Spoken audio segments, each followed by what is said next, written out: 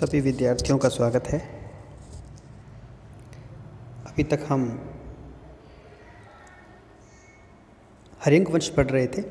मगध साम्राज्य में हर्यंक वंश का अंत हो चुका है।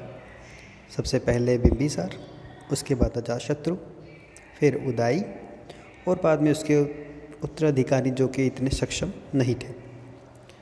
अंतिम राजा महाराजा के अमात्य शिशुनाग ने उसकी हत्या कर दी और अब शिशुनाग खुद मगध साम्राज्य के ऊपर शासन करना शुरू करता है। तो शिशुनाग वंश उसी के नाम पर, उस महाराज शिशुनाग के नाम पर ही इसके वंश का नाम पड़ता है। तो शिशुनाग कौन है, उसके वंश की क्या विशेषताएं रही, इसके बारे में आज हम विचार करते हैं। इसका परिचय देखें तो डॉक्टर राय चौधरी का मत है कि शिशुनाग अंतिम मगध नरेश के शासनकाल में एक वायसराय बनारस का था।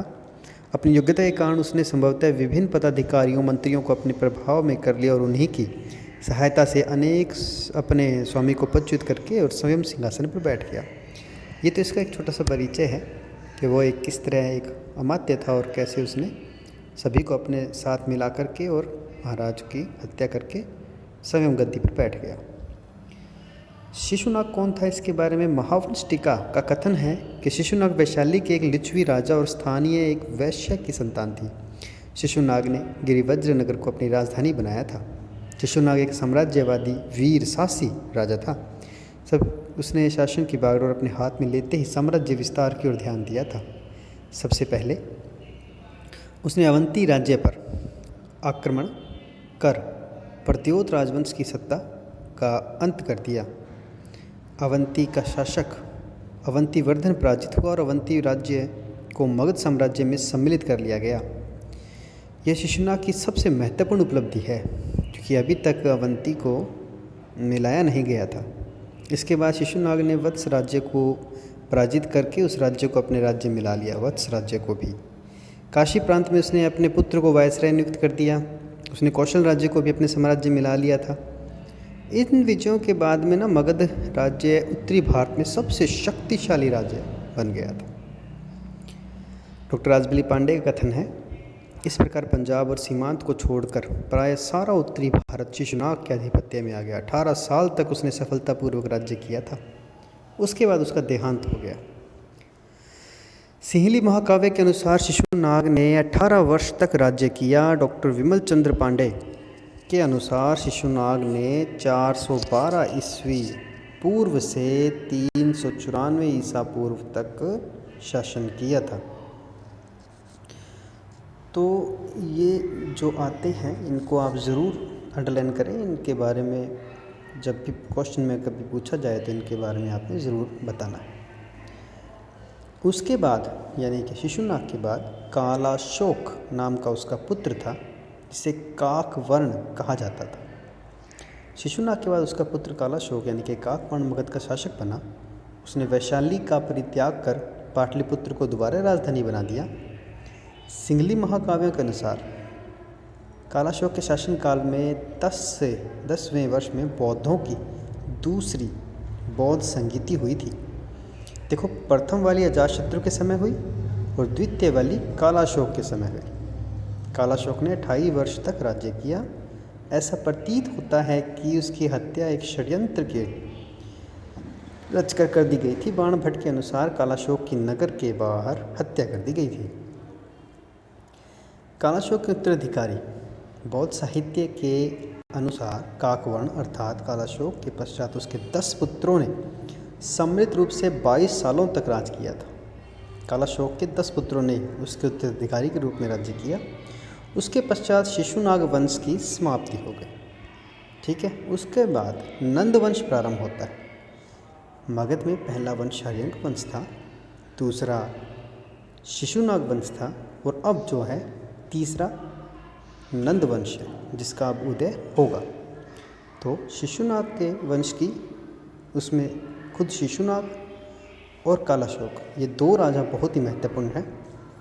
इसके बाद के उसके उत्तराधिकारी इतने महत्वपूर्ण नहीं रहे, इसलिए नए वंश की स्थापना होती। नया वंश है नंद वंश। ठीक है, बात करें मगध साम्राज्य की, पहला वंश हर्यंक वंश था, दूसरा शिशुनाग था और तीसरा अब है नंदवंश। अब इसका उदय कैसे होता है बात करते हैं। पुराणों के अनुसार प्रथम नंद राजा महापद्म नंद था, जो एक शूद्र स्त्री के गर्भ से उत्पन्न हुआ था। जैन ग्रंथ परिशिष्ट पर्वन के अनुसार पहला नंद राजा एक गणिका और एक नायिका पुत्र था। पुराणों में ये 9 राजवंशों राजाओं का उल्लेख मिलता है जिन्होंने 100 वर्ष तक राज्य किया। महाबोधि वंश में पहले नंद राजा को उग्रसेन कहा गया, परंतु पुराणों में उसे महापद्म या महापद्मपति कहा गया है। भागवत पुराण की टीका के अनुसार नंद राजा के पास 10 पद्म सेना थी, इसी से उसका नाम महापद्म पड़ता है। देखिए हिंदी में ना जब संख्या गिनते हैं ना अरबों खरबों वाली, तो उसके लिए करोड़ के बाद ये पद्म वगैरह जो आती है संख्या, उस संख्या के कारण इसे महापद्म कहा गया था। इस प्रकार के सभी साक्ष्यों से ज्ञात होता है कि नंद वंश का संस्थापक महापद्म निम्न कुल का था, परंतु उसे उत्तरी भारत का प्रथम ऐतिहासिक सम्राट होने का श्रेय प्राप्त होता है। अब ये महापद्मनंद के बारे में देखते हैं कि ये कौन थे। महापद्मनंद एक प्रबल विजेता था। पुराणों में महापद्मनंद को एक छत्र शासन की स्थापना करने वाला एक राजा माना जाता है। उसे सभी क्षत्रियों का नाश करने वाला कहा जाता है। उसने मगध के पूर्व राजाओं की विस्तारवादी नीति को ही आगे बढ़ाया। प्राचीन साक्ष्यों के आधार पर कहा जाता है कि उसने बहुत सफलताएं प्राप्त की। इन साक्ष्यों के आधार पर उसने तत्कालीन राजवंशों इक्ष्वाकु, पांचाल, काशी, हेय, कलिंग, अश्मक, कुरु, मैथिल, शूरसेन, वितिहोत्र आदि का उन्मूलन ही कर दिया। उन्मूलन मीन्स उनको एकदम से उखाड़ के फेंक दिया, उन राज्यों को अपने में मिला लिया। डॉक्टर राय चौधरी का अनुमान है कि दक्षिण पथ का कुछ भाग भी संभवतः नंद साम्राज्य के अंतर्गत था। नंद राजा के एक मंत्री कल्पक ने अपनी बुद्धि और प्रपंचों से मगध विस्तार में काफ़ी योगदान दिया। कहा जाता है कि उसकी सेना में 20,000 अश्वारोही यानी घोड़े पर चलने वाले सिपाही, 2 लाख पैदल सिपाही, 2,000 रथ, 3,000 हाथी, बहुत बड़ी सेना थी। वह अपार धनराशि का स्वामी था। उसने भारी भरकम कर लगाकर एकत्रित की थी। जनता में वह अलोकप्रिय था भाई। वायुपुराण में महापद्मनंद का शासनकाल 28 वर्ष बताया गया है। तारानाथ के अनुसार नंद राज ने 29 वर्ष तक राज्य किया था। जैन ग्रंथों और बौद्ध ग्रंथ महाकाव्य के अनुसार सभी नंद राजाओं ने 22 वर्ष तक ही शासन किया था। महापद्म नंद के उत्तराधिकारी और नंद वंश का अंत कैसे हुआ देखते हैं। देखिए महापद्मनंद अकेला ही एक ऐसा राजा था जो बहुत प्रतापी था। उसके बाद के जो नंदवंश के जो भी राजा हुए वो इतने प्रतापी नहीं हुए। पुराणों के अनुसार बात करें तो महापद्मनंद के पश्चात उसके 8 पुत्रों ने केवल 12 सालों तक ही कार्य किया था या राज्य किया था। नंदवंश का अंतिम राजा घनानंद था और घनानंद एक शक्तिशाली परंतु महत्वाकांक्षी शासक था।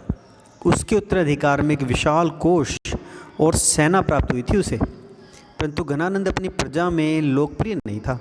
वह क्रूर था, लोभी था, कठोर व्यक्ति था। उसने अपनी जनता पर भारी कर लगा रखे थे। इसके अतिरिक्त नंद राजा निम्न कुल के थे, इस कारण भी जनता उनसे संतुष्ट नहीं थी। अंत में 322 ईसा पूर्व में चंद्रगुप्त मौर्य ने चाणक्य की सहायता से घनानंद को परास्त कर दिया और मगध का सिंहासन प्राप्त कर लिया। इस प्रकार नंद वंश का अंत हो जाता है और मगध साम्राज्य में मौर्य वंश की स्थापना हो जाती है।